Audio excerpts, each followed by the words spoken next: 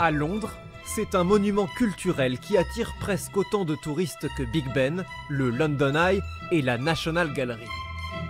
Mais sa visite commence par un jeu de piste. Je suppose que toutes les personnes présentes aujourd'hui sont de vrais fans d'Harry Potter. Oui, formidable.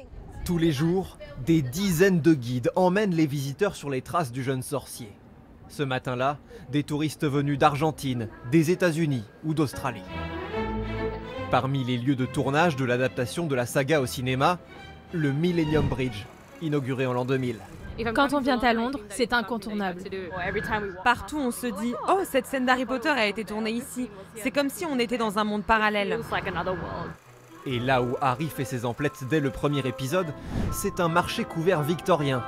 Avec sa toiture de verre et ses arcades colorées, l'Edenhall Market mérite d'être découvert un peu plus qu'à travers un plan de caméra.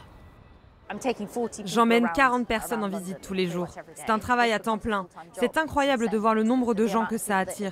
Surtout des Américains, mais aussi des gens du monde entier. Même les hangars des studios de tournage sont devenus une attraction. Depuis leur ouverture au public il y a 10 ans, ils attirent 2 millions de curieux chaque année. Et il n'y a pas que Harry Potter. 2 touristes sur 3 choisiraient le Royaume-Uni car ils seraient influencés par les films et les séries télé. Comme Downton Abbey. Une fiction historique dans une maisonnée aristocratique qui a fait du château de Highclere l'une des propriétés les plus reconnaissables au monde. J'ai déjà pris plein de photos et je ne suis même pas encore à l'intérieur. En arrivant, on s'est arrêté pour mettre le générique de la série en voyant le château. J'espère croiser certains acteurs à l'intérieur. Je sais que ce n'est pas possible, mais il faut toujours espérer.